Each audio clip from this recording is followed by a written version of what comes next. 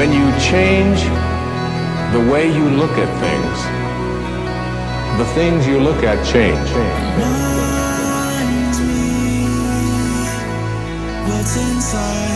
What exists, reality itself, is gorgeous. It is the plenum, the fullness of total joy.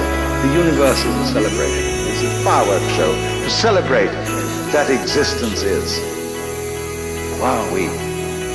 For those of us seeking a life of meaning and purpose, capturing fulfillment in every moment of now, seeking the truths of our reality so we can live this life to its fullest. This is the Live This Life podcast. I am your host, Heath Cummings.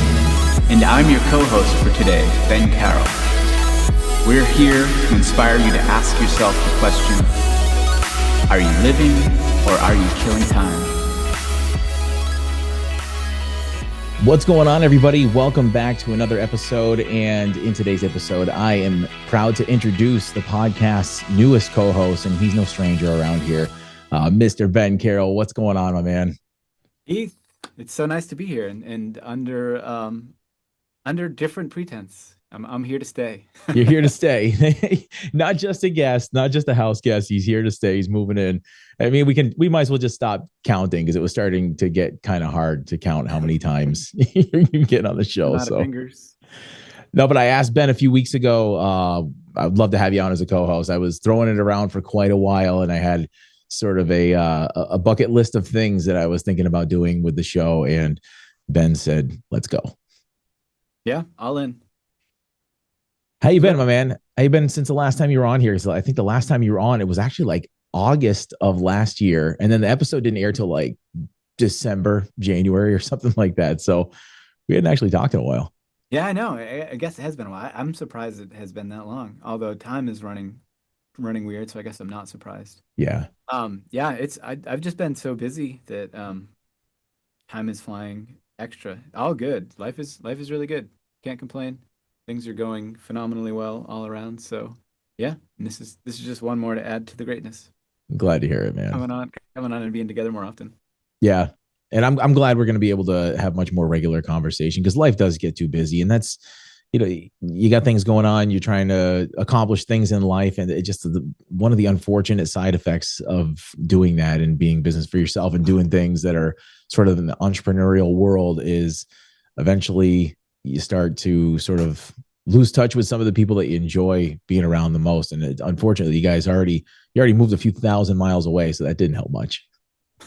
Yeah, not quite a few, but yeah, Maine was much closer to Massachusetts than Georgia is. Yeah. We are bound and determined to get down there this year, though. You got a retreat coming up or something too, don't you? We should probably talk about that at some point towards the end. I don't have one booked at the moment. No, but you had one recently. I thought maybe you had another one, but I think I might be confusing that with Brandon Thomas because I know he's got one coming Brandon up. Has one coming up recently in Georgia. In Georgia, yeah, that was the other cool part of it. Yeah, but you had a retreat in what was it, November? Yeah, and that went phenomenally well. Really, really, really well. I got to get more of those on the books. I am in the process of freeing up more of my time, bringing on actual help to make it so that I'm not just like everything I do is just basically like treading water to keep where I am right now because I'm so like everything is so full, like I can't go any further without someone else helping, which is not a bad problem to have. It's not. I understand I understand that one 100%. What was the retreat about? The retreat was an 11/11 activation. It happened on the weekend of 11/11. November 11th was a Saturday, and the retreat was Friday, Saturday, Sunday. And it was about just coming together in activation, raising our frequency together, and being in community. It was a wonderful, wonderful experience. The first retreat I've been to, facilitated at many retreats, but I've never held one. The whole retreat myself, and that was my first, and it was amazing.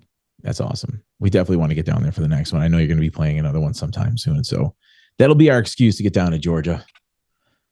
We got to get out and about much more often than we have in the last few years. But today we're going to actually dive into a subject that you dove into very briefly. And I think that was one of my main motivators to want to try to get you on here as a co-host, because quite a few people, I want to say probably it was like 4 or 5 different people said something about the last episode in particular, but with that, you guys would dive down a rabbit hole, you dip your toe in it a little bit, but then you'd back out. And I'm like, yeah, well, I think we're just trying to for the next 6 seasons. Yeah, exactly. There's enough material if I tease out, especially that last episode. It was called Down the Rabbit Hole for a reason, but people are like, "Oh man, keep going down that hole." So once you said, "Yeah, hey, let's go. Let's get me on there as a co-host," I was like thinking, okay, well, let me dive back into that episode and hear some of these rabbit holes that people were talking about that we didn't quite go down very far. And out of the good 6 or 7 of them that were really deep rabbit holes, for some reason, this one of A Conscious Revolution was the one that I'm like, you know what? That is probably the most important one, at least in my perspective, because I feel like we're at such a critical juncture with sort of the place we're at in society, where it feels like it's reaching a bit of a boiling point in a way. Feels like there's a whole demographic of society that's becoming more unified, more elevated, more united. At the same time, you've got the opposite polarization of the anger, division, and separation of a whole other demographic of people. And for us to counteract that, I mean, you can't go into physical battle like you had talked about. And actually, before we dive in too deep, let me play this clip real quick from that episode so that people can kind of get a grasp of where the conversation was and where we're jumping off today. 2012, one of my first blog posts on my website was about waking up and realizing that we're in a world where any type of revolution, I'm losing my ability to speak slowly, any type of revolution that we have in this period of time that turns violent is not going to work, because we're at a point where there's such high levels of military technology that will be instantly crushed and is totally ineffective. The only way that we can have an effective revolution at this point in time is by shifting our state of consciousness. And that is my first blog post, I believe, on Inner Self-Sustained from like October of 2012. The thing is, I'm helping to facilitate the revolution. There's so many people that are doing that in so many ways, yourself included, with this podcast, talking about these ideas, getting people to listen to them, to resonate with them, to feel like they're not alone, and therefore open themselves up to this so that they're actually growing that resonance. That is the revolution that will change the world, and it is well underway. Let's go. We're a decade plus in, and things are shifting, and we are winning. And that's why we're at a point right now where they're like, I don't know what the fuck to do. Let's give them aliens. Let's give them aliens. That's the last ditch effort. It is. Project Blue. Give them aliens. But yeah, I feel like that conversation, that jumping point, I'm like, you know what, of all the different ones and how great some of those conversations would be, I feel like this is the one that's probably the most important to benefit people, the world listeners, and anybody who would stumble across this episode. So that's where I want to jump off today. I believe that is the most important thing that we can be doing right now. By far the most important thing, raising our vibration and expanding our state of consciousness. Technically, one and the same in my mind, from my perspective of understanding my own way in this physical reality. But yeah, if we can raise our state of consciousness and affect others, create a cascade of people raising their consciousness, which is happening, but if we can make it faster, that is how we can change this world. Because the world that we live in and all the craziness doesn't exist if we don't have mass amounts of wow, I already can't talk, and we're just started. If people don't participate, then it instantly crumbles. Yeah. And I feel like raising the state of consciousness is one of the things that you hear them talk about, especially, I've mentioned this just recently, but the Hawkins scale of consciousness. And there's people who talk about how just in sound frequency in science, how higher oscillations can cancel out lower ones at much lower power rate ratios. So a higher frequency, and I'm going to totally butcher this ratio, and I should have totally looked it up ahead of time, but basically that three people at a certain level, like I think the scale goes all the way up to 1,000, and fear is somewhere down near the 200-300 range, and jealousy and all those lower vibrational states are all down lower hundreds. That seven people at a level 300, you're getting at a total frequency range there of maybe 2,100. So if you get a couple of people who are at a level 1,000, that's pretty much the equal rate. So you're taking a small scale and nullified so many more people when you're at those higher resonant frequencies. And I've heard it described that way, and it was a very interesting concept to think about. And it's true, because a mob of people, if they have nothing to fight against, if people have literally nothing to resist against, then it takes the energy completely out of the fight that they have. So if you're just in a higher resonant state and you're not adding any separation energy to whatever somebody's bringing to the table, it just nullifies the entire thing. And then you're left, basically they're left standing there with an empty plate, and you're kind of sitting there still in the state that you were already in. Yeah, if you're not willing to engage and don't allow yourself to become triggered, then you can walk away and the situation instantly gets diffused, because it takes I still can't say that word. I'm just gonna give up. After talking from a full day of teaching, my brain is already like, it's time to shut down. What are you Yeah. doing? Why are Yeah. you still flapping those lips? But if we don't take part, on a collective level, or even on that one-on-one level, like you're talking about, it doesn't stand. We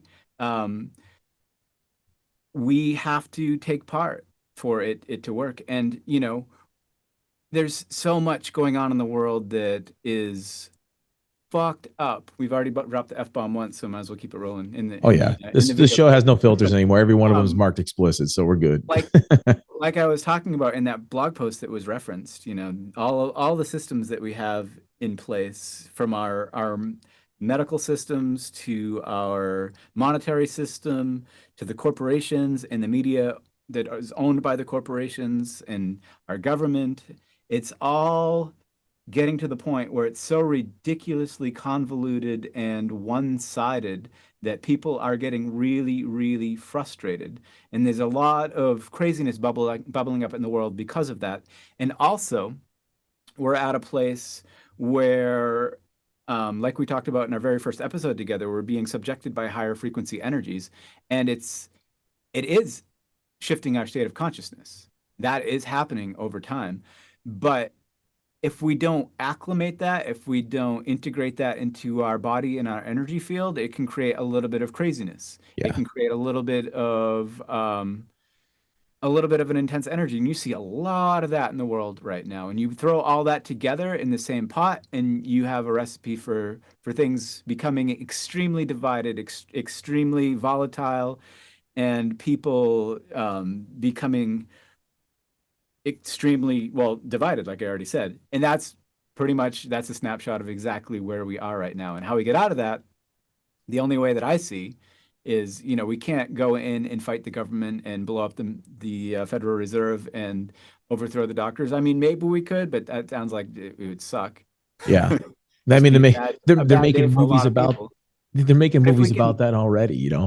yeah, if we can shift our state of consciousness to the point where we realize more and more collectively that those things don't make sense, and perpetuating them is only perpetuating the insanity, and then actually disengage, which even you and I, and a lot of people realize this, but we haven't figured out how to disengage from it yet. I think as we keep raising our consciousness and that keeps spreading more and more people come on board. The hundredth monkey effect, which I know you like to talk about a lot. I've heard you mention that Oh many yeah. times in the podcast. That takes over like wildfire, and everybody's state of consciousness flips. And I think, you know, that's what we're waiting for, because when it comes down to it, I think physical reality is really a reflection of our consciousness. Yeah. So, and that's, taking it one step further. If physical reality is a reflection of our consciousness, then if we are able to shift into states where that stuff is no longer a vibrational match, and then also able to bring a collective awakening along with that, then everything instantaneously shifts anyways. I don't know what that looks like, but yeah. Yeah, I sometimes like to dive in, and the thing is that a lot of people who are early in sort of the spiritual awakening, and just I hate to even just use the term spiritual awakening because that makes it seem so sort of religious in a sense, but just awakening in general to everything that you said. And I actually want to read your blog post in a minute that we keep on referencing because I think it in its totality is a powerful short text. But I feel like the general awakening of people, their awareness, their awakening of their awareness of the way that the world is, the systems that are there, and how all of it's real crap. And it's coming to a head because so many people are falling so far behind, and they're seeing this divide between the rich and the poor just ever growing, and it's almost week after week now. It's not even years and decades built into us seeing a separation in the classes. It's like after 1 week goes by and another, you just hear about this billionaire becoming even bigger billionaire, and other people are talking about how they're going to be living with their parents the rest of their life because the cost of living in this country is just becoming so much. And we're not alone in this country. It's a worldwide thing that just keeps on spreading. Yeah.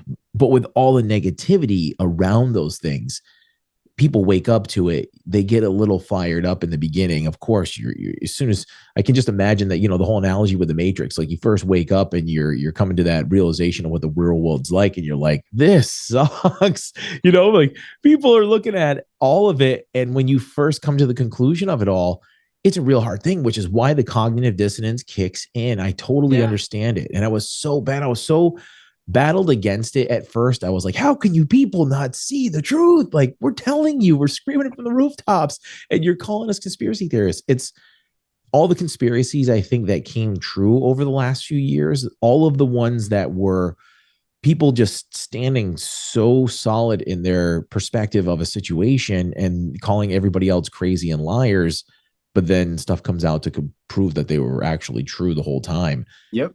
I think the pride is starting to fade away. I've seen it in a lot of people, the people who wouldn't admit they were wrong at first. I think they're starting to come around because some of those naysayers are now acknowledging a lot of these things. So when we talk about a consciousness revolution, that's one of the first things that popped in my mind is just seeing those shifts in the people that I honestly never thought I'd see shift, Eddie, ever. Yeah, I've seen that. And the manipulation is either becoming more obvious Yeah. or our consciousness is shifting to the point where it's become more obvious to us. Yeah. Maybe a little bit of both. I don't know. But yeah, things are getting so obvious. It's like it's affecting, it's causing a lot of people to wake up to that. They're seeing the manipulation, they're feeling the crunch, they're seeing the division, and maybe even realizing how much they've been taking part in it. And yeah, waking up to that, like waking up from the Matrix, is the realization of how much of your life you've been manipulated, how much of the systems that are in place that you might have completely bought into and participated in are a complete manipulation that may be in place to in fact keep you down, to keep your state of resonance lower. And yeah, but shouting it from the rooftops, you can't really change anyone else. All you can do is give people the option to pick up what you're putting down, but you can't like tell someone they're incorrect, and like you have to honor the path that people are on, and that can be challenging, especially when you get to the point where you're first waking up and you're like, all this stuff is wrong, and you want to shout it from the rooftops and make people look at it and see it. But yeah, it's people have to step into the realization on their own. Sharing information and sharing the stuff is, I'm not saying that's a bad thing. I'm just saying that you can't force it down people's throats. Yeah. It has to be the kind of thing that people take to heart and starts to shift them inside, because you can't make anybody see anything. They have to ultimately see it themselves, whether even they understand it on a logical level at one point to start with makes no difference, but until it starts to take root in their being and how they feel about the world, and the way they see themselves in the world, until that happens, then it's hard to get people on board. But I feel like people are waking up more and more, just like you're talking about. And really, what the world is, um, we perceive the world as we are. So if we're not ready to shift, then we're not going to take any of that stuff and run with it. We perceive it how we are, not how it is. So that's, I guess, thinking of it that way, it makes perfect sense that it is an expansion of consciousness. Why the reason all that stuff is coming to the surface, because we perceive the world as we are, not how it is. So when we start perceiving the world and seeing all these things coming up, um, it's a reflection of how we're starting to shift inside. And you can even go further down the rabbit hole with that as well when you take it back to what I said initially, that physical reality is really a reflection of our state of consciousness. Yeah. Because if that's the case, and we're going way down the rabbit hole, Let's right? go. That's why we picked one subject and we were going to dive down that sucker. If that is the case, and I'm just riffing off my own thoughts here, but it's a cool jumping place. If that's the case, that the world is as we perceive it, and our physical reality is a reflection of our consciousness, then as we shift our own state of consciousness, the world actually repatterns itself around us, and I think that might be exactly what we're seeing right now with all of the manipulation becoming so obvious. We're in kind of like an in-between state where it's becoming really bumpy because we're like, I see that shit and that's not right. And we're finally waking up to it, but our state of consciousness is still patterned with that. Yeah, and I'm just riffing on this because I'm just thinking of it. But and other thoughts from actually really old blogs on inner self-sustained is, if you believe in the law of attraction, then you're creating the world around you by resonating a certain way. And if you believe in ho'oponopono, then you're actually also tuning in the version of the person that you are interacting with. So if you are fighting against someone, and fighting against them is only gonna perpetuate that further. But if you can get to the point where you can see that division and see how it's a reflection of what is coming up from inside of you, then you can shift it instantly if you can shift yourself. Just a whole pile of stuff that we can pick through the scraps of whatever I just said there. Yeah, I mean, so people who are just first diving into a show like this, when you start to talk about some of the really advanced stuff, when you start to talk about many worlds theory, you start talking about dual slit experiment and how conscious is matter derives from consciousness instead of vice versa. The old school way of thinking of the way of our existence with the Newtonian and Einstein models were that consciousness comes from the jelly bowl between your ears, and that's where consciousness actually derives from. But the advanced experiments that have gone on over the last 100 years, the dual split experiment, we talk about that one a lot, but that one proved that consciousness actually created a physical reaction with quantum particles, with quantum matter. And from there, a whole series of experiments have just dove down that. I mean, all the way to the point of, I think the reason why they built that Hadron Collider, they wanted to see how small and how much consciousness would affect the smallest particles, ever. And they wanted to get down to the smallest possible place. And I think there's some darker roads of the reason why they're trying to get down to the baseline of what reality is actually made of. I think they're trying to find stuff like dark matter, antimatter, for the purpose of a weaponization or, whatever. But without going off too much of a tangent, people who are just first diving into some of this stuff, they'll hear some of those advanced concepts and they'll just kind of be like, whoa, you lost me. I'm completely gone.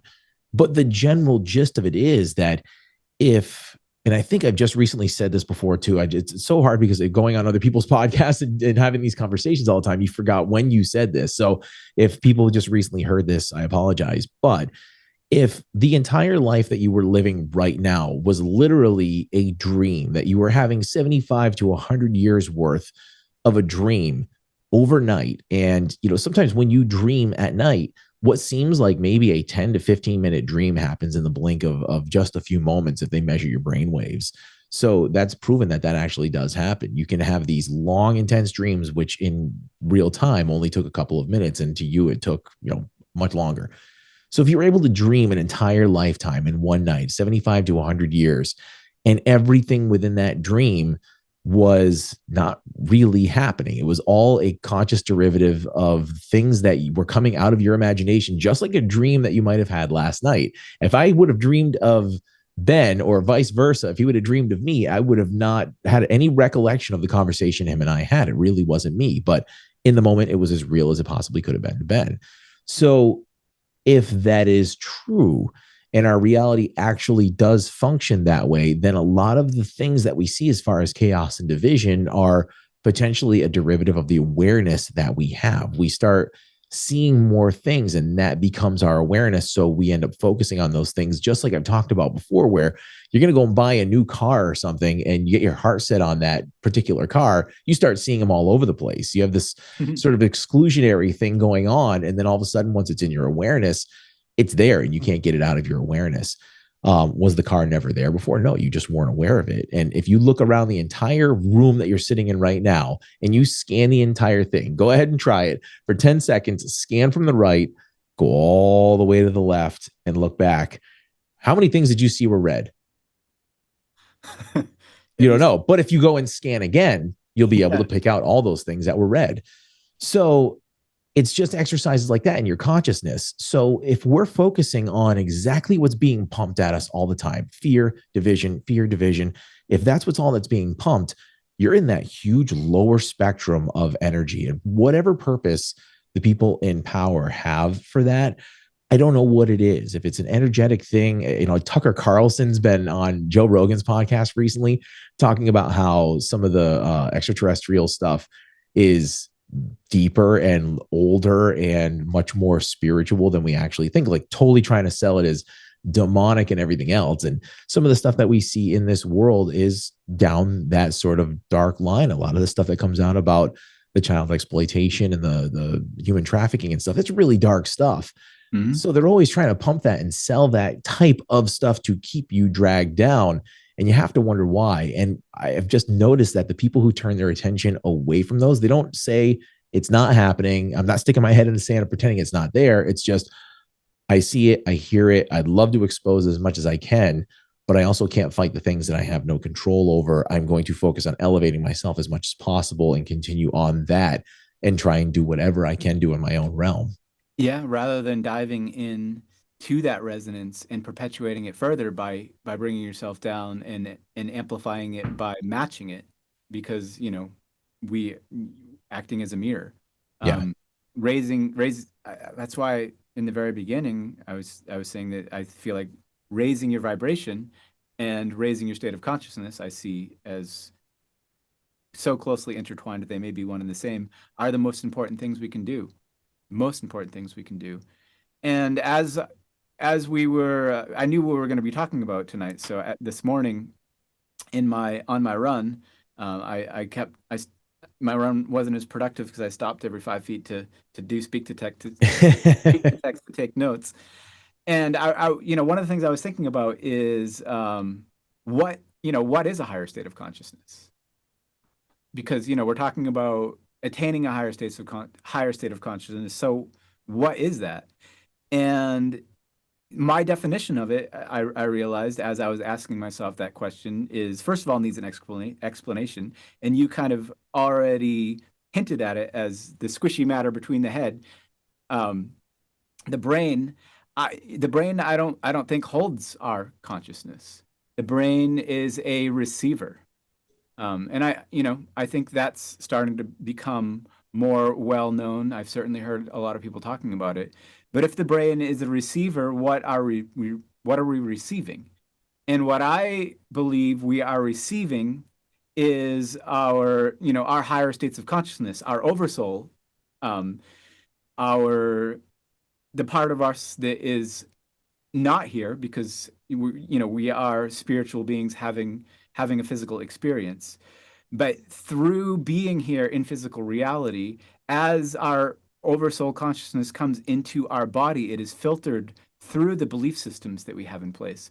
So all the information that we take in from our higher consciousness comes in and is filtered through those things. So if it's filtered through the division and the fear and all that stuff, no matter what kind of information we're receiving from our higher self, and I think we could receive infinite amount of any kind of information, but no matter what kind of information we're receiving, it has to pass, receive it in the heart, it has to pass through the brain, through all of the belief systems that we have in place, and it gets totally distorted and it keeps us locked down. But as we raise our state of consciousness, what we're able to do is how we raise our state of consciousness is by raising our vibration, clearing out some of those lower densities, clearing out our belief systems in the denser energies that we've been subjected to, and we're able to access higher portions of our oversoul consciousness.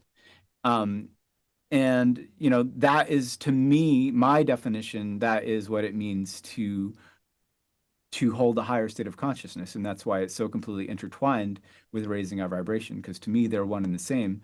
And that's what an evolution, and with an E, an evolution of consciousness is just a little bit more of a refining back towards being able to access more of our complete self from the higher perspective. We go from like 0.00001% to 0.0000011%. Yeah. But it's a massive shift. And maybe it's smaller than that. I don't know. But does that jive with your thoughts on what higher consciousness is? Yeah, because it makes sense on so many different levels, because in so many different ways. So when you hear about Einstein talk about energy can't be created or destroyed, it can just be transferred. Well, if our consciousness existed somewhere before it was here, because it is an energy, thoughts are measurable waves. They are immeasurable energy. So that energy has to come from somewhere prior to us incarnating here. And I'm sorry to say this, but if mainstream religion sometimes wants to steer you away from certain things, just kind of like what I'm trying to figure out with how the government says look this way, and I immediately look in the opposite direction. I've kind of adopted some of the same thing with some of the concepts. If certain religious people say it's blasphemy or it's Satanistic, it's like, well, I'm going to look into it a little bit more, unless it straight up morally seems wrong to me, like, sacrifice of living things for the sake of a deity. I don't really think that was ever anything good.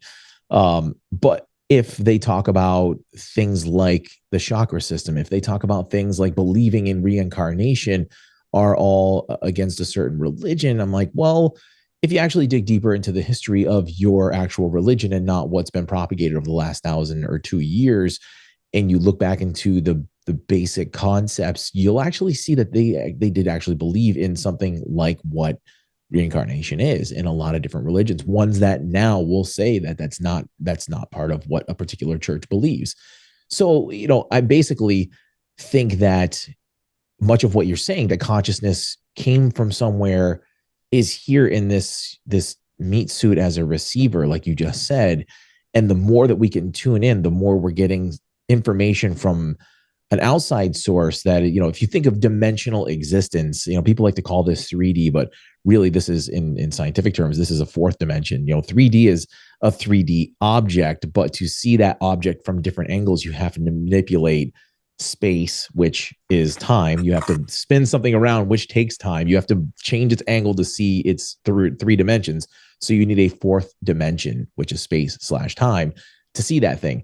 Well, what is the 5th dimension? What's the 6th? What's the 7th? They've estimated we have 12, 13, 14 dimensions, even higher. There's some concepts that think we're even higher. So if you think that consciousness might pervade all of those things, and it just gets more and more complex as you keep zooming out into these more complex dimensional places of existence, it's like, yeah, our consciousness could totally be trying to beam things in from some other spot to get this dimensional existence that we're currently in to understand a lot more. We came here to forget just so that we could remember ultimately. And knowing that that's the game, it makes it a hell of a lot easier to play it. It's like we spend so much of our lives trying to play this game without reading the damn instructions inside the box. Just imagine setting up this board and the houses and the pieces. And you got these things that are you gonna roll this? Is it like, pop it? You're like, how are we moving along in this game? But if you take the pamphlet out and read it, it's like, oh, it's simple as that. So if that is the game of life, if that is what we're supposed to be doing with our consciousness, if that's the roadmap, it at least points us in the right direction to start unraveling that massive ball and untangling everything and start to figure it out. Because there's a lot of shit to figure out. Ultimately, I just said a lot in the last minute and a half, but there's a lot of stuff to figure out in that experience of what I'm sort of outlining. Yeah, and how do you keep people cowed and under control of the systems? By taking away their connection to their higher consciousness, which ultimately, when it's tied into raising your vibration, by keeping them entrained into lower vibrational states like fear and anger and division. And oh, hey, that sounds familiar. Yeah. So yeah, the most effective revolution you can have if you want to change the world is a revolution of consciousness. Overcoming those resonances of fear, allowing yourself the humility to step away from those things that you so vehemently believed and bought into and were willing to fight someone else over, and allowing yourself to realize the most important thing in reality isn't to be right, because I don't even know if there is a right or wrong, but it's to align with those higher states. And ultimately, the higher state, and I think the highest state we can be in is unconditional love, which is really hard to be in this 3D reality. But I believe unconditional love is the frequency of all existence.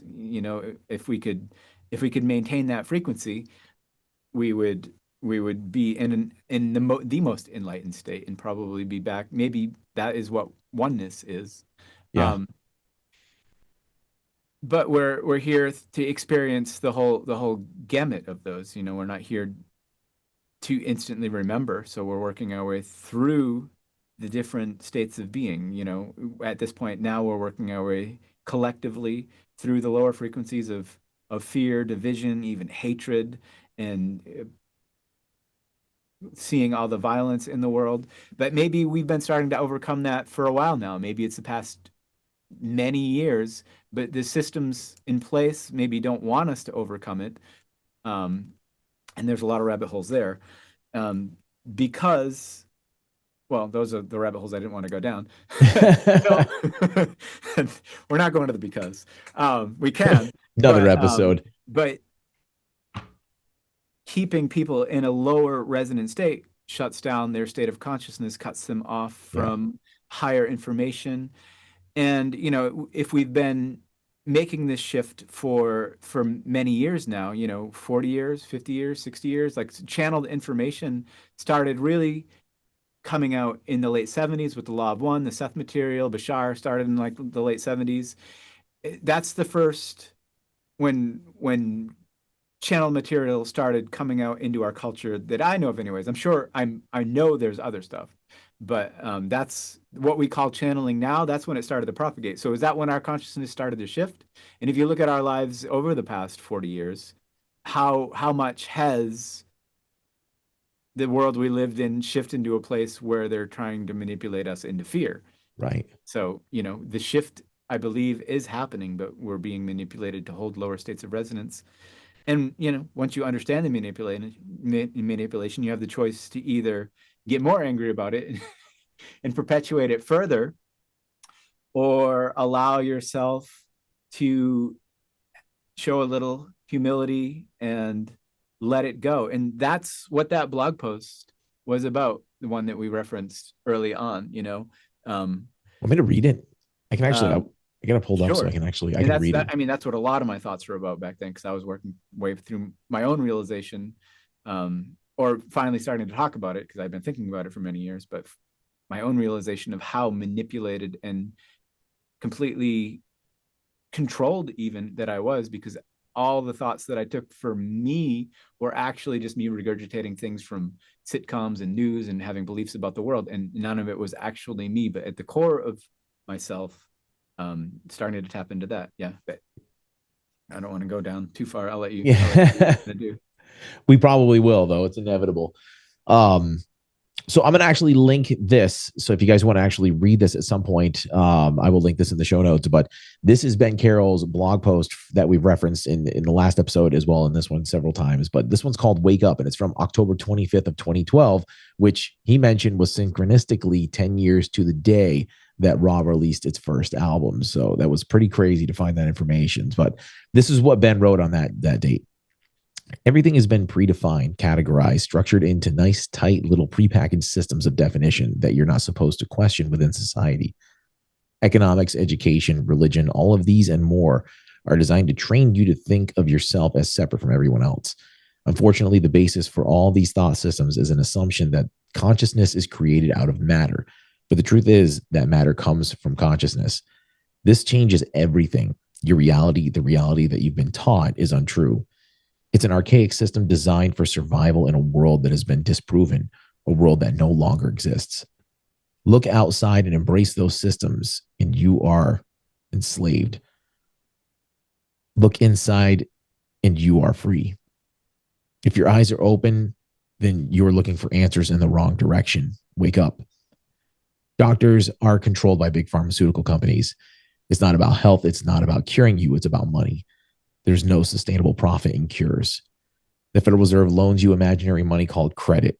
Credit is money that never existed and represents nothing.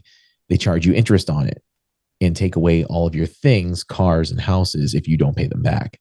This sounds more like a system of slavery than a system of worth. Media, corporations own the major sources of information and news. They have people to tell you everything these corporations want you to think and know and call it the news. Breeding fear, not surviving to keep you distracted and easily controlled. Who are we? We are consciousness. What is reality? Reality is an illusion of physicality, an illusion of solidarity, where we interact within a frequency. We are consciousness experiencing this reality through a funnel or a filter of sorts. We've been trapped into thinking that this is the totality of who we are, but we are so much more than that, so much more.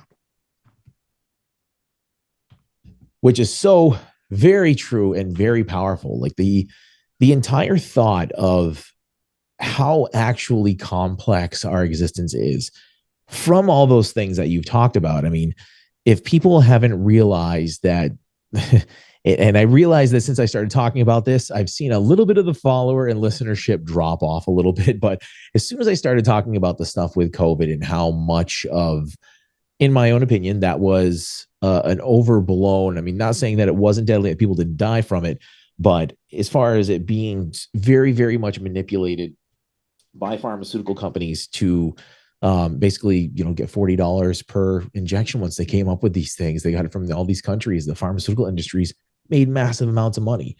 And if it was really about health, a lot of things would have went differently. So just seeing that, knowing that there's continuous things with the pharmaceutical industry that come out year after year that proves they're just there to kind of make money and keep customers coming back, which healthy people are not good customers. And when you dig all the way back to when the pharmaceutical industry, I mean, how do you find out about anything? Go back to its origins. It's with religion and everything. When I had my disconnects with religion, I went back to the very beginning. And I went back to the beginning of when pharmaceuticals actually started to come about. And it was with Rockefeller. Rockefeller lost his lawsuits with the United States. They enacted the antitrust legislation, and they needed somewhere to make their money. And a lot of the pharmaceuticals were petroleum based. And it was around that time that they started to influence the entire medical community and medical schools and the education system that ran those. And massive amounts of money funneled into those to tell doctors how they were going to learn and the stuff that they were going to push on people to make them better. And these medicines were then mass produced when holistic medicine then turned into alternative medicine. It was dubbed, You can't copyright holistic medicine. You can. Natural medicine. You can go dig something up out of the ground and whatever you officially call it. But yeah, I mean, controlling the narrative is creating belief systems, and belief systems create the world around you. So if you have the money and the power to spend millions and billions of dollars convincing people to believe certain things, which has been done, and everybody knows it's been done at this point. Yeah. And then the reality that you're going to propagate and the reality that you are going to create by holding that resonance is going to be the reality that you align with, because it's all about frequency and resonance. It's all a mirror. No one affects you directly. You have to match their resonance. It's all about frequency. What you put out is what you get back. And if you're aligning with those resonances, that's where you're going to get back. So if you are holding those belief systems, you are aligning with that resonance, and that's what you're going to put out into the world and perpetuate as the mirror that you are as a being of frequency and resonance. The only way to get out of that is to set it down and hold a different resonance to clear out your outdated belief systems. I've spent many years doing that, and I certainly probably have many, many more to go, or multiple, probably, you know, if you look at it from the grand scale, then many lifetimes on many planets. Right. That's part of the game. But we're talking about our Earth lifetimes, I suppose. We have to do the shadow work, clear out those belief systems, and actually figure out how to set them down and not function from within them. And that's a tricky place to be. And that's where I'm at right now, because and I'm sure you as well, like, we understand the manipulation and we see how that's perpetuated in the world. But at the same time, you know, in certain areas, it's difficult to walk away because, you know, you still got to pay your rent, still got to pay your car, you still got to go to the store to get food, you still have to, you know, do all the 3D things. So as an individual waking up, how do you get out of the systems without just, you know, moving into the woods and becoming a hermit? Right. I suppose that's what we're doing right now, you know, spreading the consciousness revolution. That's what it takes. It takes a revolution in consciousness. Revolution isn't just us doing it by ourselves. It's lighting the fire and awakening others. But like I was talking about before, you can't force them to awaken. So you're in that place where you have to wait for them to be aware enough to align with it and have the awakening for themselves. You can give the information, you can lead the horse to the water, you know, but to actually take that and make the transitions within themselves takes a catalyst of some sort, and that catalyst has to come from within that person. But I think we're seeing a whole lot of that, and I think that's also where we're at in the period of evolution on Earth, is we're being subjected to all these higher frequency energies that are coming in and are raising our vibration, and our physical body is struggling to keep up, and that's why we see a lot of tension in the world. That's another one of the reasons. But that's why we're seeing so many people ultimately waking up, and we're also going through such a difficult, turbulent time, because change is always difficult. When you're talking about changing massive systems and whole states of belief that structure all of our physical reality, it's no small feat to pull that off. But as we come together and hold this resonance together, we're able to repattern the world around us. And I've seen this happening on a pretty large scale. And if you look at how much things have changed over the past, say, what year is it? Over the past, say, 4 years, you know, how much things have changed in the past 4 years compared to the 10 years before that, you know, the 8 years from 2012. A lot for me shifted in 2012, but when 2020 hit, things really shifted. The world, you know, whatever caused it, that the underlying truth is that so much shifted at that point of time, and we're still in that repatterning, and it's starting to level out a little bit, and I think we're upcycling to another reshifting, but it's a massive amount of shifting in a very short amount of time. You know, when we're on our day-to-day lives, it might seem like it's taking forever, but if you look at the difference in our day-to-day reality, in our existence, and the belief systems of people that were I guess I was going to call them normies, and then I wasn't. I'll just call them normies. It's kind of a derogatory term, but I mean, it's enduring, though. It's an enduring way. Their state of consciousness is being shifted as well. Whether or not they're ready to accept it, they're being subjected to it, and ultimately, you know, you can only fight against it you can only put your head in the sand for so long, and everything is patterning out and patterning out, patterning out. So we are in the midst of the shift. So the next stage of the shift is, how do we not, with all this turbulence, how do we not tear ourselves apart? Which is, Right. you know, or turn ourselves into half robots by putting microchips in our brains and totally turning off our the amazing gifts we truly have as humans, which is that connection to our higher states of consciousness that we can have when we raise our vibration. Yeah. How do we do all that? It's there's so many things that you touched on that I just want to lose some of these things. But when you think about everybody who's out there who does get sort of entangled in a battle, when something comes up that they don't want to hear, just inside it just strikes that chord and they don't want to dive into it, and say they unfriend you, they stop following you, it's still there in their awareness, whether they like it or not. It's still there in their awareness, just like the whole Monet story. Have you ever heard me talk about the whole perception Monet thing about how, okay, so if you look at all of Monet's pictures, I got this from my time in the art world.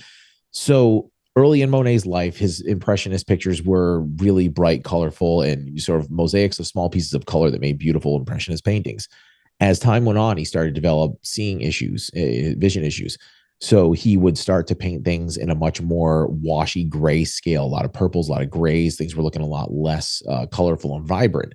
And that was part of his cataracts. So then he actually got cataract surgery and it got botched on one of his eyes. So he'd start painting scenes and he would see, you know, say he was painting a house, he'd paint it in just a very, very blue heavy type of a color palette. And then he'd paint the same exact picture, but in a very heavy red color palette. And it was because that was the different colors he saw through each one of his eyes from the botched eye surgery. So now, when you look at any of Monet's paintings, the ones that were really vibrant, you're gonna be like, oh, that must have been when he was young. And then you see those ones where it's just like a straight up color palette and you see multiple versions of it. You're gonna be like, oh, that was when he was later on in his life after the surgery. You can't unsee some of that information. So some of these people who immediately are turning away from you, as long as they heard something, it's the seed that was planted. And like you said, you can't force them to understand it or want to dive into it at all. But at least if it gets put in their awareness once and you just kind of let it be, it's at least there. And the fortunate thing that's happening for people who are sort of in a truther community, people who are trying to raise the vibe of everybody on the planet and make people aware of the systems of control that do exist, they're getting so desperate in those systems of control that they're becoming so blatantly obvious now that even those people who didn't want to see it are starting to see stuff. And they're just kind of like, hang on, this seems like bullshit. Like their bullshit radars are going off, and it's people you'd never guess that would actually be there. So now you have a huge demographic of people who, in politics especially, people are turning away from the mainstream candidates. And I'm watching RFK's poll numbers go through the roof because people are sick of the systems of division and control, and people are really behind Robert F. Kennedy. So it's things like that. It's just a political example, but people are starting to see some of these people come out with stuff and then see such a blatant effort on the other side to really disregard valid arguments and just, that's a conspiracy theory, that's this. And they're not providing any substantive value to debate the other side. People are like, well, wait a minute. You're saying what it is, but what about what they said? Could you talk for a second about what this person said and debate it? And they're not. So then that in turn causes people to dig a little bit deeper. And in that digging process, I think they start to uncover a lot about themselves, and they get that sort of uncomfortable feeling that most of us get when the aha moment comes about for the very first time. It's a very unpleasant place to be, but it's short-lived, and you start to gravitate towards other people with similar mindsets. And you find that there is a large community of people on the other side that are like, hey, well, I know you might have had your things. I know you said certain horrible stuff about me in the comment section, but hey, welcome to the party. Come on in. Yeah. Yeah, absolutely. And, you know, if you are a person that you're considering yourself to be waking up, you know, then we still have these patterns in us of the reactionary patterns, but it's important to ask yourself, what are you aligning with? Yeah. Because remember, like attracts like. It's our state of existence. This resonance is that we hold as a mirror. And, I guess you can't forget the most important thing is, the most important thing is to live this life. Yeah. Learn how to appreciate the journey of life with all the twists and turns and the ups and downs, and do that graciously with empathy, gratitude, and kindness. Choose love over the need to be right. For really, everything is subjective and there is no right. And you're creating the version of what you're experiencing. So if you are in empathy, in gratitude, in kindness, enjoying your life, not focused on the negative things, then you're going to start to attract more of that to you. And, I think maybe that's what this podcast is about. It's what it's all about. That's what the Yeah. whole meaning of life. That's what the whole every bit of what I wanted to do this podcast for people, just for that exact reason. Because I don't think people enjoy life enough. I know there was a certain point in my life where it wasn't enjoyable, and I had reached a boiling point of like, man, what that reminds me of the Creed song. What's this life for? I've listened to that song way back in the day, and with Creed making a come around, I've started listening to Creed a little bit more, and I'm not afraid to say it anymore. But that song, it's funny because back then it resonated a little bit, but now, so many years later, looking at through so many songs with amazing lyrics and stuff, it's why Raw was a huge thing to me, because the lyrics were awesome and deep. And as I got older, they started to mean a lot more. And that one, like, what is this life for? What is we're not just put here to serve a system and go through some of these really hard times and have nothing but challenge and struggle. And I feel like that's all I saw of a majority of people that have passed on. As I see aunts and uncles and grandparents pass on, it's like, man, their lives weren't really enjoyable at all. Like, they had some really tough struggles. And I just don't imagine that we were put here for just those purposes of lives that I'm sure they enjoyed certain aspects of their life. But I feel like they were never given a free pass to dig into life and find out how actually enjoyable it really was, and rise above anything that was being pumped at them, into them, on top of them for consumption, whether it was spiritual, conscious, food consumption, anything else. They weren't really given the green light. They weren't given a permission slip to see what else was on the other side of those struggles, of the things that were put right into their awareness. And I think that's the difference between those generations past and us, is that we're realizing not only do we have that past, but we were born with it. It was a God-given right, our free will to explore literally everything that this life has to offer. Yeah. Is the reason why we were put here. And that's what it's all about. If you don't have free will, you're not able to discover anything about this existence. And I think that's part of the expansion of consciousness we're talking about, those realizations. In our culture in the past, people, keep your head down, work your 40, 50, however many years, put in your time, retire, live that life that you're told you're supposed to live. But as we start waking up, we start to question that stuff. And, is that what we want to perpetuate? And no, it's not. And you see that reflected out in the world so heavily now. Like, we're talking about the changes of the past 4 years. That's one of the biggest changes. So many people exploring new things, not going to 9-to-5 jobs, not doing so many of the traditional things that we were told we had to do as cogs in the wheel. People aren't doing that anymore. I don't even know what people do anymore. I know what I do, but like, nobody seems to have to work in the day anymore. Yeah. Which could have something to do with the reason why there's a whole lot of people flooding into this country right now, but that's a whole separate subject as well. So we won't dive down that rabbit hole, but no, I recognize that too. Yeah. And we're at a place where we're shifting that. We don't know how to do it yet, but we are doing it. You don't have to know how to do it to do it. That's the need to know where you're going before you take the first step. When you're making a massive transition, means you're only going to perpetuate the same thing. It's the willingness to be vulnerable. That's the true secret ingredient of manifestation. In my experience, in my belief, vulnerability is the number one secret ingredient, because you can put together all your vision boards. You can visualize things, but if you're not willing to take that first step into the unknown, to allow yourself to be vulnerable in, towards a direction that excites you, but still be vulnerable, step into the unknown a little bit, then you're kind of perpetuating the same resonance that you were holding before. You can't, Yeah. once you allow yourself, it's not able, because you're always able, but once you find the ability within yourself to step into that vulnerability where you are willing to step into the state of unknown, but it's exciting, but it's still unknown, and it's still scary, but it's still exciting because it's what you want to do, but it's still horrifying. That's when all the doors open up. And that's what I see so many people doing, trying different things, like setting down all right, I got my 40-hour week job, and in another 25 years I'll get a gold watch, so I better just stick it out to be safe even though I'm miserable. People are taking that step into vulnerability, and that is going to expedite this process of shifting. Right.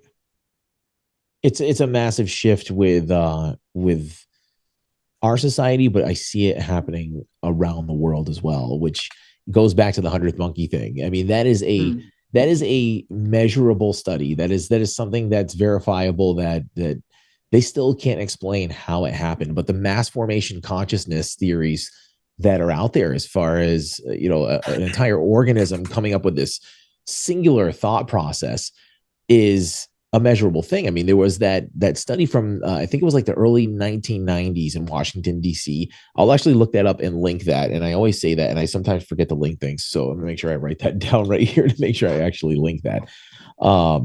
But that study, when they did the meditation to lower crime, they had all these different facilitators in Washington, D.C.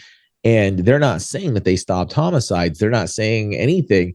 They're just saying, at this time, we did this experiment, and we put all of these facilitators over a certain time frame to do meditations at a mass time. We actually did it in the area and at a larger area, but they focused it on DC itself. And they had people actually in different countries participating at the same exact time. And a measurable drop in crime happened during that time. And once they stopped, things went back up. There was no explanation scientifically that they could come up with, other than maybe just the butterfly effect. Maybe, like, that was the one thing I think they actually said in the article was, okay, maybe a facilitator came out of their meditation studio and they got into traffic, and instead of flipping off the guy that cut them off, they just gave them a wave because they were just one person in the crowd that just happened to be of a higher resonant level. Okay, well, I'll take that as well, because that goes right back to what we were talking about in the very beginning of the show, that one person at a higher resonant level cancels out a whole lot of the other people. And if that has a ripple effect, just think about what that small experiment did on such a large city. And it was literally a whimsical experiment. So I don't know. We can go back to the acts of desperation thing that, like I said, people are becoming much more aware of the stuff that the government and everybody else, that's the whole, we want to call them shadow government, deep state, whatever. But the things that are obviously put out there to distract us are getting much more blatant. And I think that's because these are the last desperate throes of an influential body that's been hanging over humanity for a very, very long time. And it's an act of desperation. And like we said in the last episode, what's left? Like, the aliens thing is really the only thing. And you can imagine how many people would absolutely lose their shit, while some of us are going to be like, it's either A, really cool, come pick me up, or B, it's a projection, it's Project Bluebeam. It's just like the documents that have been leaked out, and this is all bullshit too. Yeah. Yep. Is all I got to say. So you've mentioned, I want to wrap up sometime soon, because I want to make every one of these episodes a marathon one, like we had with our last episode. It's the point of having you on more often, is that we don't have 2-hour runs. Plus, I'm sure both of us are before the next one. We're going to start expiring soon. So, as far as people maintaining a higher vibration, what does that? How do you really define that? And how do people do that? What does a higher vibe and raising consciousness actually look like? How can people go about doing that? What does it look like? And how can people start actually actively doing that in their own lives? I mean, the first step is not engaging.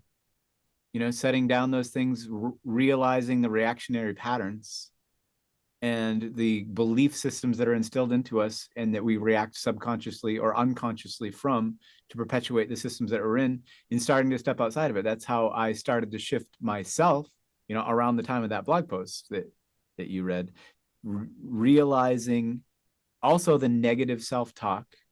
I hate myself, or you're stupid, or all that stuff, and not allowing that either, because that is so not helpful and not true. And you're a mirror. So if that's what you're putting into yourself, that's what you're going to receive back. Vice versa. It's not just it's not just the other way. It's also what you're doing to yourself. And if you can do that and be in a place where you're able to be empathetic towards others more than judgmental and dismissive and perpetuating the separation, and have gratitude for what you have in your life. And there's so much, no matter who you are. We're at a time where everybody has, I can't say everybody, but most people have the basic necessities available to us. Be grateful so we can perpetuate that further, rather than allowing ourselves to slip into the fear that we might not have it next week. Because if when you realize that, like we talked about, that physical reality arises out of consciousness, the only scarcity that you can have is the scarcity that you instill in yourself. So if you can hold that state of gratitude seems so simple, and it's like, oh, gratitude, yeah, sure, I've heard of that. We do that at Thanksgiving. Yeah. But gratitude is a potent way to shift your energy. You can't be in a state of fear if you can hold gratitude. They just don't align. So if you've been grateful for whatever you have, whether it's a person in your life, and I just did an event on gratitude last Sunday. So I was just talking about all this last week. But if you can just hold that state of gratitude and allow yourself to align with that, then it's easier when you are feeling that about what you have in yourself. Then it's easier to have empathy for someone else, because first things first, you got to take care of yourself. If you want to shift, you have to look within, find ways to remember how to love yourself, be in gratitude for who you are and what you already have. And then you'll start to automatically, without having to force yourself to do it, move into states of empathy with others and act in kind ways towards others, instead of hating yourself and perpetuating the division in the world because you're miserable, and you're going to react to someone else that's also miserable in a way that perpetuates the misery and amplifies the misery. That's my answer, because that's how I try to be in the world. And am I perfect? Fuck no. Sometimes my answer is that when it shouldn't be, when I'm having a bad day, and that was the middle finger if you're listening. But I try not to let myself get triggered, and I'm so much better at not getting triggered than I used to be. I still have my periods where I get triggered, but if I maintain my own practices, what works for me is meditating every day, remembering to be in states of gratitude, not allowing myself negative self-talk, or at least catching it and fixing it. And that's something I work very hard on. In 2012, 2013, I was working very hard on that. And when we can be kind to ourselves, we'll be kind to others. And then that's how we start to see that reflected out. Yeah, I think pretty much everything you said is everything I've tried to embody, even just recently. And it's one of the important things I think people can hear from someone like you or someone like me. I don't know how much people look up to me as far as someone who seems like they're chilling, got it all together, because I definitely don't. But if people are only seeing me on the podcast, they only get a snippet of it. And the same thing with you. If people are only seeing a snippet of you and nothing in everyday life, they're going to think like, wow, man, this guy's seasoned. He wants to unite the world. He wants everything to be fantastic. And they think that you don't have bad times. It's like, no, we do. I do. Ben does. This week was a particularly challenging one for me, where I've had people make some really questionable decisions around me. And it's really hard to not get overly frustrated. And it's really, it's a constant challenge on a regular basis. You're still living a regular life. All of us are. Whether you're some person who's selling out a stadium to inspire people and you're in front of gigantic crowds, those people have everyday problems just like you and I do. And if you think that they pull out into traffic and they don't flip out on people that work for them and give the guy the finger when they're getting cut off in the middle of rush hour traffic, you're wrong. Like, those people all do some of those things. Some of the people you look at as these spiritual leaders got some really dark skeletons in the closet themselves. They years later come out and they're not the enlightened person you think they were. The best thing that you can do is you take the inspirational parts of other people and you realize that every single person is an imperfect being, and we're going to be learning bits and pieces on how to do this as we move along. Some of us hadn't had the greatest examples of how to get things done and how to interact with other people, but that's what Earth School is all about, man. We're here and we're trying to just make the best of it. And as long as we recognize that maybe we didn't act in the highest evolved reaction that we possibly could have, and the next time we have the opportunity, we retake the test and pass it. That's all that matters. No one here holds any more or less darkness than anyone else, more darkness or more light. Nobody's more evil than anybody else. It's just you get to decide what you align with. We're all made of the same stuff. We're here experiencing this physical reality, spiritual beings in the physical world. We're here experiencing this physical reality, and we get to choose every single moment of every single day how we align, what we activate within ourselves, because that darkness is within everyone. So, of course, being here in the duality of 3D reality, third density, of course, you're going to slip up and let that darkness slip through, because it is part of you. But part of it's making the choice towards perpetuating the light more often, and hopefully more and more often than choosing the dark. And that's the best any of us can do. Yeah. And yeah, I think collectively on a larger scale, if you don't watch the news, I think we're doing that. Yeah. I think it's one of the first steps people can do to have a day that doesn't seem to be as dreary and down as possible. And that's one of the first things you do, just turn off the television. Yeah. And how do we finally overcome the division in all that? I think just what we were ending the podcast by talking about, not perpetuating it, stepping away, either like literally stepping away, just leaving, but don't feel like you have to argue your point, because it's more important to be in a state of alignment and aligned with the highest version of yourself that you can be, than to be right. Because being right is always only a perspective. And in 2 years, you might think what you were right in that moment that you were ready to die for is no longer right. We evolve, we shift. So being right is far less important than we make it out to be.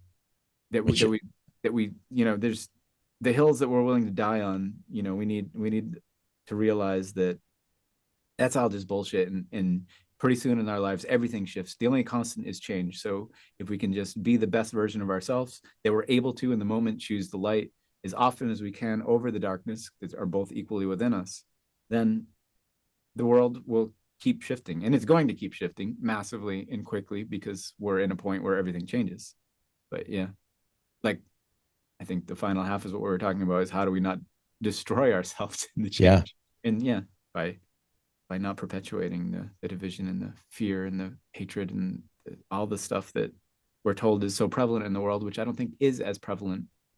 A lot of people might just be mirroring it, but I don't think it's coming from everybody. I think it's a manipulated states of resonance. Yeah, I think there's any opportunity they have to try to divide us, which is, I think that's all we're pretty much going to try. We're going to end up seeing over the next news cycle, as things keep on playing out month after month. I feel like that's all that's going to keep on coming up. And I think is enough, as people just end up seeing through that garbage, that it's only there to put us deeper in fear and divide us further. I think people are going to look right past it. The true revolution is not allowing yourself to be manipulated into that. Yeah. I don't think there's a better way to end this one, man. That's a great message to put out there to the world. So I think we'll probably wrap this one up. Honored to have you here, man. I'm glad to have you here, and I'm excited to how these conversations are going to continue to go. It's going to be great to not only be able to talk to you more often, but have regular conversations and dive deeper down these rabbit holes, kind of like we did today. We get ourselves a little bit more funneled down a specific path than reel it. Well, maybe we'll be able to even reel it in a little bit more, because that might have been still, yay, we're talking. But yeah, I know, right? All these things. I think we stayed I pretty couldn't agree focused. more. I couldn't agree more with everything you just said.